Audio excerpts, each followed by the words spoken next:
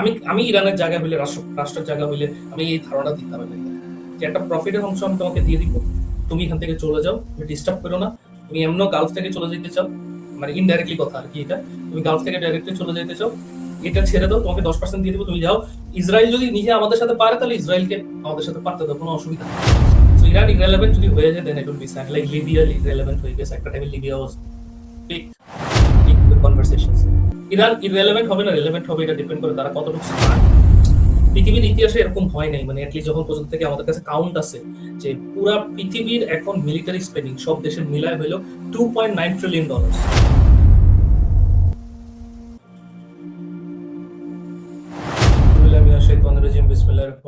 আশা করি সবাই ভালো আছেন।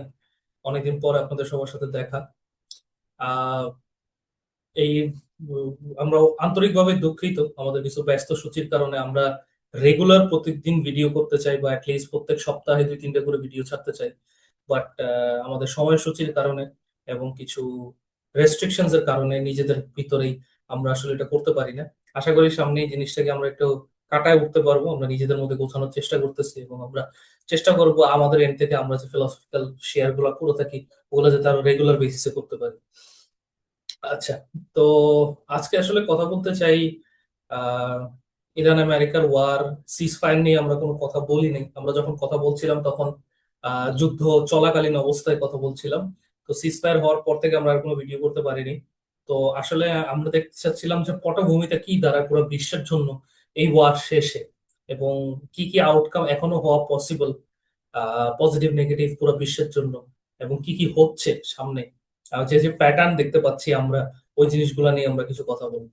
সো প্রথম যে প্যাটার্নটা আমরা রেগুলার ফলো করতেছি, শুধু এই যুদ্ধ না, এটা গত রাশিয়া ইউক্রেন যুদ্ধ এবং গাজার পর থেকে, স্পেশালি গাজাতে ইসরায়েলের যে বর্বরতা, এটার পর থেকে আমরা যে জিনিসটা লক্ষ্য করতেছি যে মানুষের এবং দেশগুলার রাষ্ট্রগুলার মিলিটারি স্পেন্ডিং অনেক বেড়ে যাচ্ছে।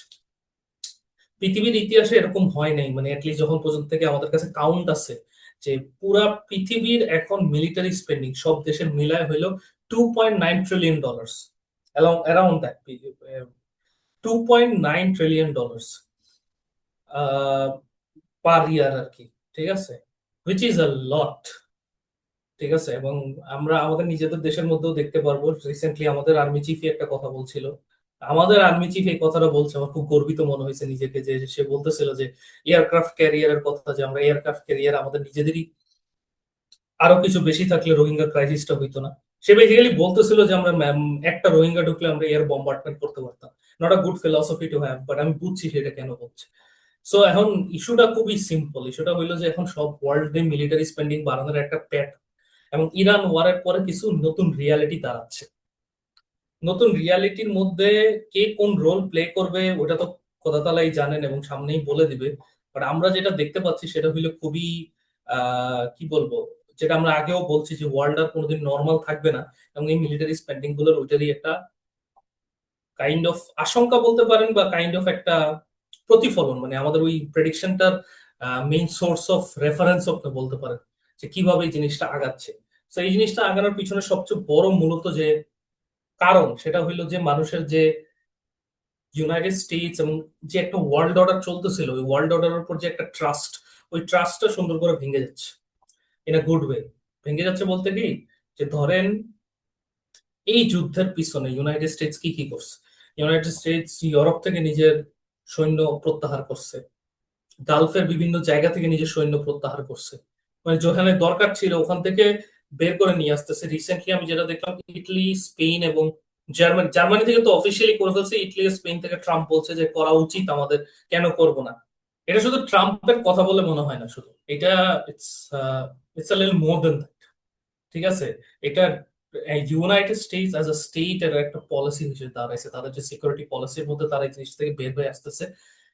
তারা যেটা করার চেষ্টা করতেছে, ওয়ার্ল্ডকে তাদের তেলের ডিপেন্ডেন্ট করার চেষ্টা করতেছে, এবং তারা আস্তে আস্তে এই জিনিসটাকে, ইরানকে তারা যেটা করার চেষ্টা করছে সেটা হলো ফ্ল্যাটেন আউট, উইক করার চেষ্টা করছে।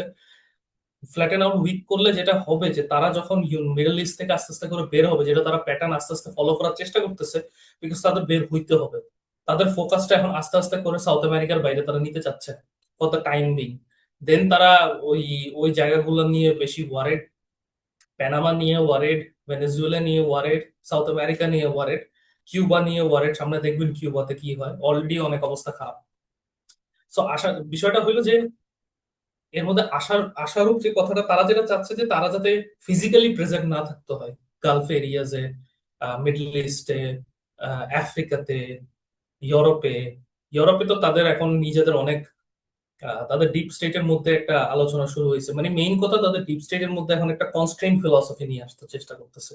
এটা এম্পায়ারদের হয়, এম্পায়াররা যখন শ্রিঙ্কিং ডাউনওয়ার্ডস থাকে, নিচে নেমা শুরু করে, তখন তারা এক্সপ্যানশন করে না, এক্সপ্যানশনকে ছোট করে নিয়ে আসে নিজে। বিকজ তারা মনে করে আমাদের ডোমেস্টিকে এই সমস্যা, আমার আশেপাশে এই সমস্যা, আমি এত দূরের চিন্তা কেন করতেছি। এটাই হলো এম্পায়ারের ডাউনফলের ফার্স্ট মাইন্ডসেট। এটা প্রথমে মাইন্ডসেট তৈরি হয়, এবং এটা আমেরিকাতে এখন ভরপুর মাইন্ডসেট। এটা নিয়ে ডিবেট চলতেছে। একটা হলো নিওকনদের মধ্যে ডিবেট, একটা হলো ইয়াদের মধ্যে ডিবেট। সো যেটা ইরান ওয়ারের মাধ্যমে তারা চেষ্টা করতেছে, সেটা হইলো যে মিডল ইস্টকে এতটা উইক করে দেওয়া। কারণ Iran is the only resistance force. ইরানের নিজস্ব অনেক খারাপ জিনিস থাকতে পারে, but Iran is the only resistance force to the American hegemony and the Israel hegemony. So ইসরায়েলকে ইউনাইটেড স্টেটস এতটা, for historical reasons and the lobby of Israel, ওরা নিজে মনে করে Israel is such a ally, যে আর যেরকমই এলাই হোক না কেন, বাকি সব যারা মিডল ইস্টে আছে তাদের থেকে ভালো আমাদের জন্য, মানে আমেরিকার জন্য আর কি। সো আমেরিকা যেটা চায় যে ইসরায়েল যাতে ওই জায়গায় ডমিনেট করতে পারে, এরকম তারা প্রত্যেক জায়গায় পাপেট পাপেট বসানোর চেষ্টা করবে আস্তে আস্তে করে। এবং বসায় তারা ফোকাসটা সাউথ চায়না সি এবং আহ, রাশিয়াতে করার চেষ্টা করবে। মিডল ইস্টে, বিকজ তারা ইসরায়েলকে এতটা পাওয়ারফুল করে দিছে বলে তাদের মনে হচ্ছে যে তারা ইরানকে ফ্ল্যাটেন আউট করতে পারলেই তাদের মনে হয় যে আর কোনো থ্রেট বাকি নেই। এটা করতে গিয়ে তারা যে বড় মিস্টেকটা করে ফেলছে, যেটা অ্যাডভান্টেজ যদি ইরানিরা চালাক হয়, এবং আমি pretty sure they are clever, তারা এটা খুব ভালোভাবে উঠাবে। তারা ইরানকে আরো বেশি স্ট্রং করে ফেলছে। ঠিক আছে, এই যে হরমুজ প্রণালী নিয়ে যেসব কথাবার্তা হচ্ছে, ইরানের missile capacity according to Washington, হ্যাঁ Washington Post if I am not wrong, এবং ডব্লিউএসজি, এবং if I am not wrong আরেকটাও ছিল নিউ ইয়র্ক টাইমস মনে হয়, যে ইরানের 60% মিসাইল ক্যাপাসিটি এখনো রয়ে গেছে, আর 40% ড্রোন ক্যাপাসিটি, ওর ভাইসা ভার্সা, আমার ঠিক মনে নেই এক্স্যাক্টলি। বাট ক্যাপাসিটি এখন অনেক, এখনো অনেক রয়ে গেছে। ধরে নিতে পারেন আপনি 60% এবং 50% দুইটাই রয়ে গেছে। নিউক্লিয়ার ইউরেনিয়াম তাদের এখনো আছে, এনরিচড ইউরেনিয়াম তাদের কাছে আছে। ট্রাম্প বলতে পারে আমি নিয়ে নিবো, আমি নিয়ে নিবো, আমি নিয়ে নিবো, নিয়ে নিবো। যতভাবেই সে চেষ্টা করুক, এই জিনিসটা নেওয়া তার জন্য ভেরি ডিফিকাল্ট, বিকজ ওরা গর্তের নিচে এই জিনিসটা রাখছে। এবং এটা ইরানি জনগণকে তারা মুখ দেখাইতে পারবে না, অ্যাটলিস্ট আমেরিকাতে পাঠাই। তো এটার একটা সেট আপ করতে পারে ওরা, যে রাশিয়ার থ্রু কোনোভাবে এটা ব্যবস্থা করা যায় নাকি। বাট যেটা এই করুক ওরা, এটা খুবই ডিফিকাল্ট হবে ওদের জন্য এনরিচ ইউরেনিয়ামটা নিয়ে আসার জন্য। তো মেইন কথা হইলো ইরানকে কেন, ইরান যদি কেয়ারফুল হয় এবং ইরান যদি বুদ্ধিমান হয়, কেন আমি বলতেছি যে এই যুদ্ধতে ইরান আরো অ্যাডভান্টেজ নিয়ে আসতে পারবে। ইরান যদি জাস্ট আমেরিকাকে দেখাইতে পারে এই জিনিসটা, যে দেখো আমি নিউক্লিয়ার বম টম বানাবো না, তুমি এখান থেকে চলে যাও, হরমুজ প্রণালীতে থেকে একটা প্রফিটের অংশ আমিও তোমাকে দিয়ে দিব। আমি আমি ইরানের জায়গা হইলে, রাষ্ট্রের জায়গা হইলে, আমি এই ধারণা দিতাম আমেরিকাতে, যে একটা প্রফিটের অংশ আমি তোমাকে দিয়ে দিব, তুমি এখান থেকে চলে যাও, তুমি ডিস্টার্ব করো না। তুমি এমনও গালফ থেকে চলে যেতে চাও, মানে ইনডাইরেক্টলি কথা আর কি এটা, তুমি গালফ থেকে ডাইরেক্টলি চলে যেতে চাও, এটা ছেড়ে দাও, তোমাকে 10% দিয়ে দিব, তুমি যাও। ইসরায়েল যদি নিজে আমাদের সাথে পারে, তাহলে ইসরায়েলকে আমাদের সাথে পারতে দাও, কোনো অসুবিধা নেই। ঠিক আছে, এইটা যদি ওরা আমেরিকার ওই সাপোর্ট গ্রুপটাকে বুঝাইতে পারে, আজকে হোক বা কালকে, ওরা তো কোনো না কোনো দিন ক্ষমতায় আসবে, বা কেউ না, মানে ওদের তো 50-50 ক্ষমতা এখন এখনো রয়ে গেছে। 50-50 ক্ষমতা বলতে, একটা হলো নিউকনস যারা ওয়ার চায়, এক্সপ্যানশনিস্ট রেজিম চায়, ইসরায়েলের কোন নন কম্প্রোমাইজিং হয়। অন্যথায় আরেকটা গ্রুপ আছে যারা কিনা, এই যে বললাম যে কন্ট্রাকশনিস্ট হচ্ছে, ইসরায়েলকে তারা অতটা বদার করতে চায় না, ইসরায়েল ইনফ্যাক্ট তারা তাদের জন্য একটা বোঝা হয়ে দাঁড়াইছে তাদের হিসাবে। ওই গ্রুপকে যদি ইরান এখন কনভিন্স করতে পারে যে ইরান, ইসরায়েল তোমাদের জন্য বোঝা, গেট রিড অফ দিস, আমাদেরকে আমাদের মতো থাকতে তো তোমাদেরকে একটা 10% প্রফিট দিয়ে দিব, তোমরা উইন দেখায় দাও, তোমরা টাকা পাবা। ঠিক আছে, নিউক্লিয়ার এনরিচমেন্ট নিয়ে তোমরা এখনই চিন্তা করো না, নিউক্লিয়ার এনরিচমেন্ট আমরা রাশিয়ার থ্রু তোমাকে অল্প একটু পাঠাই দিব। ঠিক আছে, আর আমরা 5 বছর নিউক্লিয়ার এনরিচ করবো না, হোয়াট এভার, একটা বুম বাম বুঝাই দিলেই হবে। ঠিক আছে, বিকজ আমেরিকার পলিটিক্যাল ডিসিশন মেকাররা তো টেকনিক্যাল জিনিস বুঝে না। যারা টেকনিক্যাল জিনিস বুঝে, তারা কানে যতই ভরুক, তারা যখন দেখবে হরমুজ প্রণালী 10% দিচ্ছে, তখনই ওরা পাগল টাগল হয়ে যাবে। ঠিক আছে, এইটা যদি ইরান করতে পারে, আর যদি নাও করে, ইভেন এটা যদি নাও করে, তাও আমেরিকার জন্য শুনি আছে যদি ইরান চালাক। সো সিনারিও কি দাঁড়াইতে পারে? সিনারিও মোস্ট লাইকলি যেটা দাঁড়াবে, Iran will come out stronger or weaker, একই অবস্থায় আর থাকবে। স্ট্রঙ্গার কিভাবে? স্ট্রঙ্গার হইলো যে তারা এখন হরমুজ প্রণালী কন্ট্রোল করবে, যেটা নিয়ে তারা এখন রেটরিক দিতেছে, এবং ফিজিক্যাল গ্রাউন্ডেও মোটামুটি তাদের কন্ট্রোলে। নেভেল ব্লকেট চলতেছে, এবং এটার জন্য ইরানের পেরেশানি হচ্ছে, বাট ইরানের জনগণকে মানুষ এতদিনে চিনে গেছে, তারা এটার জন্য খুব রেজিস্ট। তাদের এই টাকা পয়সার চাপ দিয়ে বেশি দিন আটকানো যাবে না। So if that is the case, তাহলে আমেরিকা আর ফিজিক্যাল যুদ্ধ করতে চাচ্ছে না। তাদের একমাত্র অপশন হইল যে আবার ইরানকে একটা বড় ধাক্কা দিয়ে একদম পিছাই দিয়ে নেগোসিয়েশন টেবিলে নিয়ে আসা। ইরানকে নেগোসিয়েশন টেবিলে ওদের টার্মসে আনা আমেরিকার জন্য ম্যান্ডেটরি। আমেরিকার জন্য ম্যান্ডেটরি, ইরানের জন্য অতটা ম্যান্ডেটরি না। কারণ ইরান যেরকম আছে আর কতটুকুই উইক হবে। ইরান তো নিজেদের মতো করে একটা সিস্টেম সাজাই নিছে, ওইভাবে তো চলতেই আছে। তার কতটা উইক হবে? উল্টা ওরা স্ট্রং হচ্ছে, আর হরমুজ প্রণালীতে হচ্ছে। মজার ব্যাপার হইল, গালফ কান্ট্রিজরা except United Arab Emirates recently OPEC থেকে বের হয়ে গেছে। ওপেক থেকে বের হয়ে যাওয়ার মেইন কারণ আমার অ্যানালাইসিস বলে, এবং এটা অনেক সিকিউরিটি অ্যানালিস্টরাও বলতেছে, যে এই যে প্যাকটা হচ্ছে সৌদি, কাতার, ইজিপ্ট, ওই পাশ থেকে হইলো তুর্কি আসতেছে, এন্ড দেন এটার মাঝখান দিয়ে এগুলোকে সব ব্যালেন্স করার জন্য হইলো পাকিস্তান আসতেছে। এটার পিছনে এটা কোনো সুন্নি অ্যাক্সেস না, এটা হইলো মানে ওটা ঐতিহাসিক ভাবে এই জিনিসটা ওরা কানেক্টেড। সুন্নি নামটা, এই জিনিসটা একটা মানুষকে মূলা খাওয়ানোর জন্য এই জিনিসটা আরো ভালো অ্যাড করানো যায়। But having said all that, এই পুরা অ্যাক্সিসটাকে ডেভেলপ করা হচ্ছে to counter the further threats from Israel, counter the further threat someday from Iran. And ইরানকে ওরা এই ইয়ার ভিতরে, ইভেন ওমানও এটার মধ্যে আছে, ইরানকে ওরা এটার ভিতরে ঢুকাবে নাকি ঢুকাবে না, ওটা পরের চিন্তা। ওদের ওদের মেইন কথা হলো, বিকজ ওরা জানে আমেরিকার উপর ডিপেন্ড করে আর লাভ নেই। They need to find their own way, and that's why they are trying to set this up. NATO খুব তাড়াতাড়ি ভেঙে যেতে পারে। যদি ন্যাটো থাকেও, আমেরিকা ন্যাটো থেকে বের হয়ে যেতে পারে। আর আমেরিকা যদি ন্যাটো থেকে বের হয়ে যায়, NATO 99%, 99% is too much, but around 90% এর মতো ফান্ডিংই বন্ধ হয়ে যাবে। ন্যাটো আর টান ফাংশনাল ইয়া হয়ে যাবে। There is a genuine lack of trust between a lot of parties, but these guys starting to, because of their own necessity, নিজেদের রুলারশিপ বাঁচানোর জন্য, এই 4-5টা কান্ট্রি, যেটাকে এখন সুন্নি অ্যাক্সেস নাম দেওয়া হচ্ছে, এরা নিজেদের রিজিওনাল একটা ডেভেলপমেন্ট করার চেষ্টা করতেছে। স্টেট পলিসিতে বোঝা যাচ্ছে যে তারা এটা চেষ্টা করতেছে। এটা জনগণকে খাওয়ানোর জন্য না, জনগণকে অনেকভাবেই খাওয়াইতে পারে, কিন্তু এইটা তারা বোঝানোর চেষ্টা করতেছে। Not because of Palestine, not because of anything else, not because of their own survival. এবং এই কারণে এটা ইভেন্চুয়ালি গিয়ে একটা মিলিটারি প্যাক্ট হয়ে যাবে আমার আন্ডারস্ট্যান্ডিং। এটার মধ্যে ইরান থাকার জন্য এই এখন ইরানের পাইতারি গুলা করতেছে। ঠিক আছে, ইরানের হলো চিকন বুদ্ধি বেশি। ঠিক আছে, আর এই চিকন বুদ্ধির কারণে ওদের ক্ষতিও হয়, কারণ ক্ষতি বলতে কি, ওরা মোরাল স্ট্যান্ডিং থেকে অনেক সময় চিকন বুদ্ধির কারণে সরে যায়।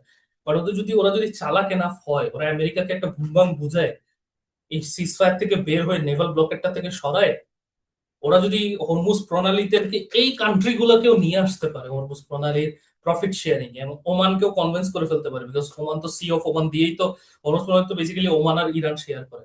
ওমানের থ্রু যদি বাকি কান্ট্রিজদেরকেও কনভিন্স করে ফেলতে পারে, দেন তো যে কোনো কিছু হইতে পারে। Then we will be in a very strong position ইনশাল্লাহ। আমি বলতে চাই ইন্ডিপেন্ডেন্ট থিঙ্কিং পিপল, বিকজ এই মিলিটারি স্পেন্ডিং দিয়ে আসলে এমন না যে খালি তাদের নিজেদের অ্যাডভান্টেজ হবে, যারা রুলারশিপ আছে তাদের অ্যাডভান্টেজ হবে।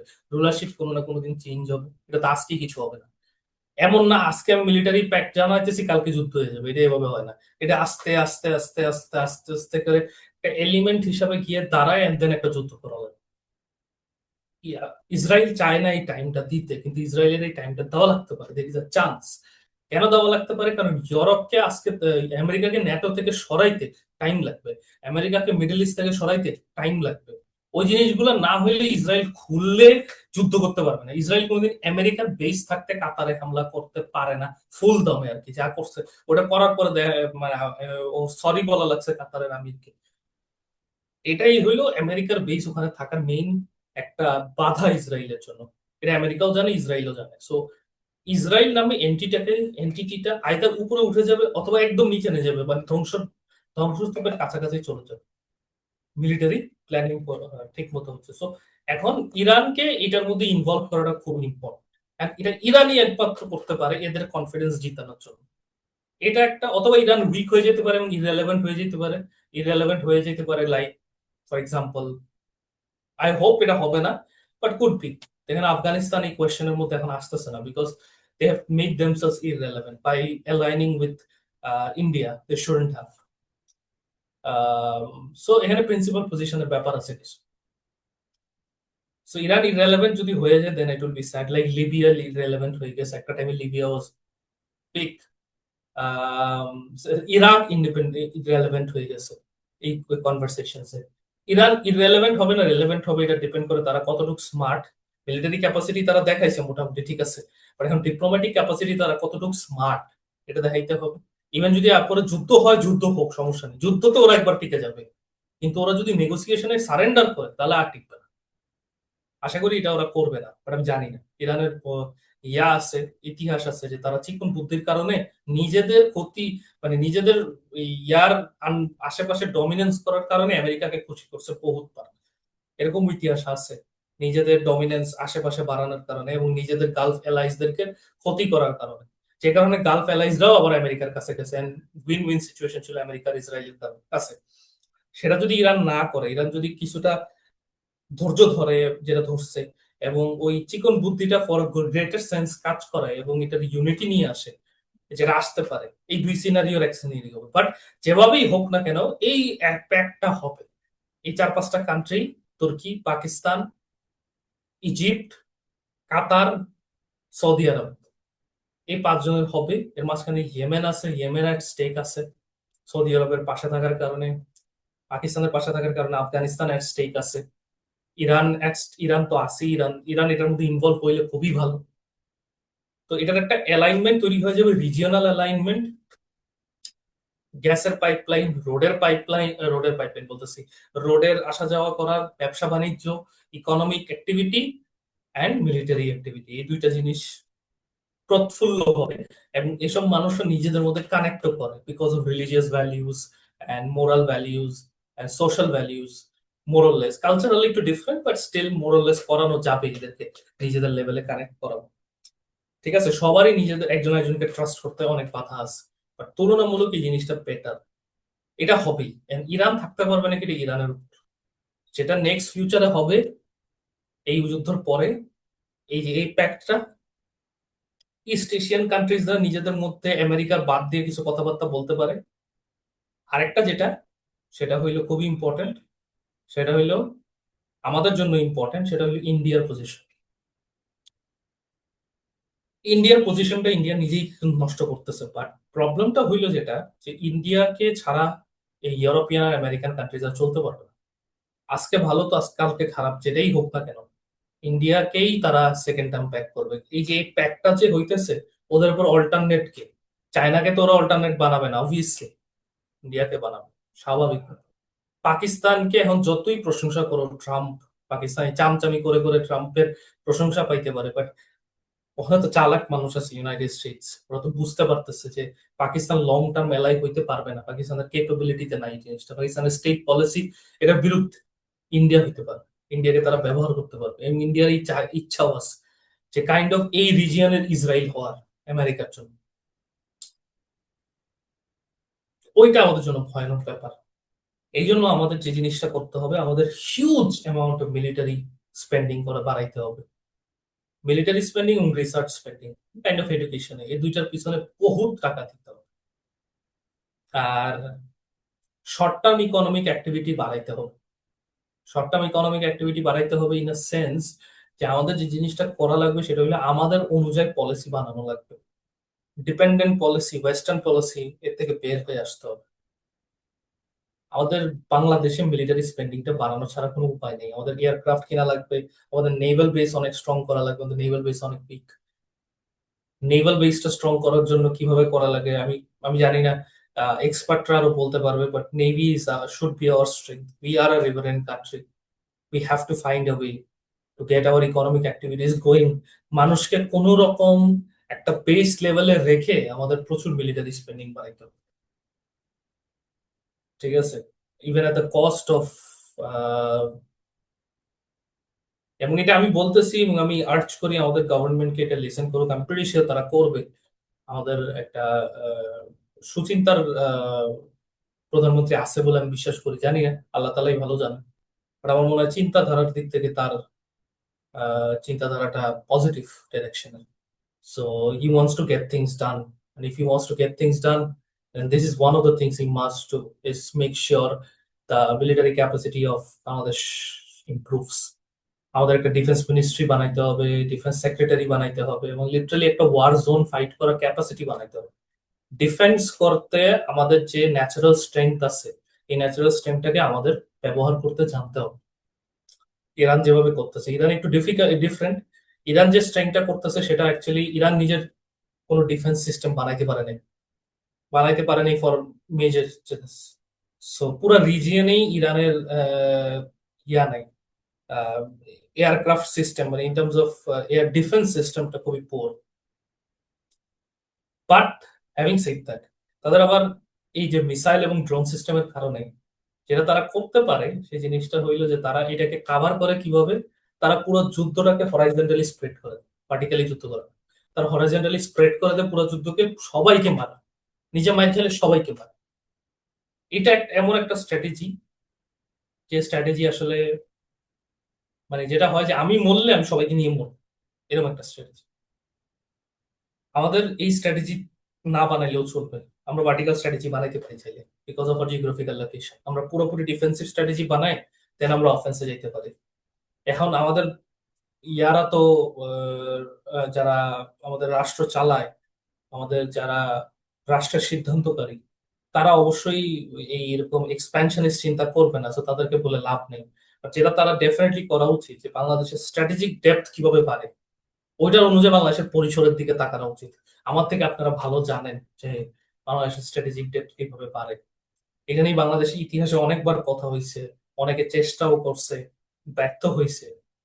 ঠিক আছে, তো বেসিক্যালি বাংলাদেশের স্ট্র্যাটেজি টিপ বানানো এবং বুঝে ফেলা যে অ্যালাইনমেন্টটা কোন দিকে যাচ্ছে। বিশ্বের অ্যালাইনমেন্ট এখন অনেক দিকে আগাচ্ছে। এখনই টাইম যে এই রিজিয়নটাতে ইম্পর্টেন্ট হয়ে যান যারা, আমরা কিন্তু অলরেডি এই রিজিয়নের সাথে কোনো না কোনো ভাবে কানেক্টেড। এই যে রিজিয়ন কয়টা কান্ট্রির কথা বললাম, পাকিস্তান, ইজিপ্ট, তুর্কি, আহ সৌদি আরব, কাতার, এরা কিন্তু মানে আমাদের কোনোদিন আমাদেরকে বাদে রাখাবে না। আমরা যদি চাই কোনো না কোনো ভাবে কন্ট্রিবিউট করতে, they will find a way to put us in. আমাদের সিনসিয়ার হইতে হবে। আমি জানি না আমাদের স্টেট পলিসি কিভাবে চিন্তা করে, কিন্তু আমাদের স্টেট পলিসি দিয়ে চিন্তাটা আসতে হবে কোনো না কোনো ভাবে। Because China is anyways going to be a guardian. North Korea is going to be a guardian, but they cannot be your friends. তাদের দরকার আমাদেরকে, তাদের দরকার আরো জিনিস, এই জিনিসটাকে বানানো। As far age India is concern, India I hope নিজের কোর্স কারেকশন করবে এবং এর থেকে একটা বেটার অ্যালাইনমেন্ট বেছে নিবে। ইন্ডিয়ারও এই অ্যালাইনমেন্টে আসা উচিত, এই অ্যালাইনমেন্টে আসা উচিত, এটা তাদের জন্য বেটার। আফগানিস্তানেরও এই অ্যালাইনমেন্টে আসা উচিত, আসবে নাকি জানি না। এখানে মুসলিম হিন্দু বাদে আমি জাস্ট জিওগ্রাফিক চিন্তা করতেছি, যে আপনি যেখানে সেন্ট্রাল এশিয়াটা পুরাটা টান দেয় হইলো ইন্ডিয়া সাবকন্টিনেন্ট পর্যন্ত, তো ইন্ডিয়া যদি আমেরিকা মাঝখান দিয়ে নিয়ে আসে, that would be sad. Even তো চায়নাকেও টক্কর দেওয়া যায়, বিকজ আপনি দেখেন পুরো দুনিয়ার অনেকটুকুই কাভার হয়ে যায়। আপনি যদি সেন্ট্রাল এশিয়া থেকে টান দেন, ওর মাঝখান দিয়ে টার্কি আছে, ইস্টার্ন ইউরোপও টান দিতে পারবেন, ইস্টার্ন ইউরোপের এই পাশ থেকে টান দিতে পারবেন, সেন্ট্রাল এশিয়া পুরোটা টান দিতে পারবেন। যদি আপনি দেখেন ইরানকে আনতে পারেন, আফগানিস্তানকেও আনতে পারেন, সেন্ট্রাল এশিয়াটা কিন্তু নদী ছুটে যাবে যদি ইরান আর আফগানিস্তান না আসে। এন্ড দেন ওখান থেকে যে নদী নালার বহরটা ওইটা আসে পুরা ইন্ডিয়ান সাবকন্টিনেন্টে, পাকিস্তান হয়ে আর কি। এই রিজিয়নকে পুরাটা, ওই রিজিয়নকে পানি দিই আমরা, আর ওই region gas oil pipe line আমাদেরকে দিতে পারে আর কি। এর মধ্যে রাশিয়া আছে, চায়না আছে, এরা তো অলওয়েজই প্লেয়ার। এদের থেকে ইন্ডিপেন্ডেন্ট প্লেয়ারটা ইম্পর্টেন্ট। আরেকটা ইম্পর্টেন্ট বিষয়, ইউরোপ এখন আমাদের দিকে ডিপেন্ড করবে আস্তে আস্তে। বাংলাদেশের যাতে এখন থেকে পলিসি মেকিং হয় যে আমরা ইউরোপের মার্কেটটা কিভাবে ধরবো। কারণ ইউরোপের এখন দরকার আছে অনেক কিছু আমাদের থেকে, তাদের টেকনোলজি ট্রান্সফার, মানে টেকনোলজি ট্রান্সফার আমরা চাইলে তাদের থেকে নিতে পারি। অন বিহাফ আমাদের থেকে তাদের অনেক কিছুই দরকার হবে। আমাদের ওই জিনিসগুলা এখনই ডেভেলপ করা লাগবে যে তাদের কি কি দরকার, বিকজ তারা ইউনাইটেড স্টেটস এর উপর আবার ডিপেন্ড করতে পারবে না অনেক কিছুর জন্য। তারা আস্তে আস্তে করে এই মার্কেটটাকে, ইকোনমিটাকে শিফট করবে।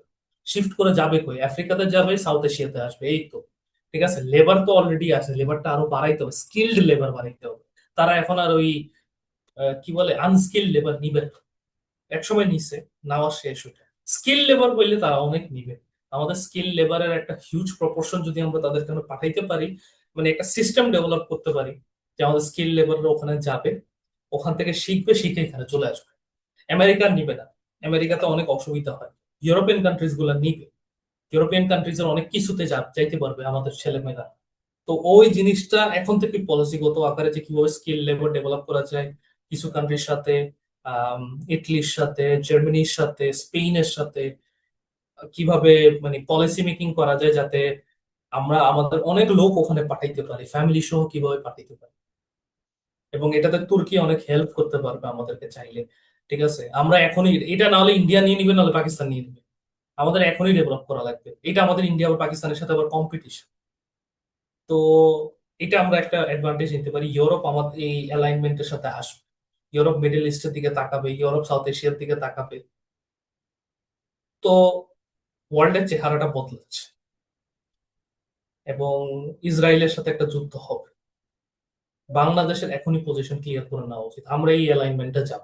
এই অ্যালাইনমেন্টে আমাদের ঢুকাই লাগবে, বাই হোক আর বাই ক্রুক। তো ইনশাল্লাহ এটাই মোটামুটি একটা কি বলবো, আমাদের পুরা ব্যালেন্সের জায়গা। এটাই ওয়ার্ল্ডের ফিউচার। দেখা যাক কি হয়। বাট আমার হিসাবে ওয়ার্ল্ড যেহেতু চেঞ্জ হচ্ছে, Bangladesh needs to take up its cards. আল্লাহ ইরানের মানুষদেরকে হেদায়েত দান করুক এবং তাদেরকে সঠিক সিদ্ধান্ত নেওয়ার জন্য ব্লেস করুক, এটাই বলতে পারি। আসসালামু আলাইকুম রহমতুল্লাহ।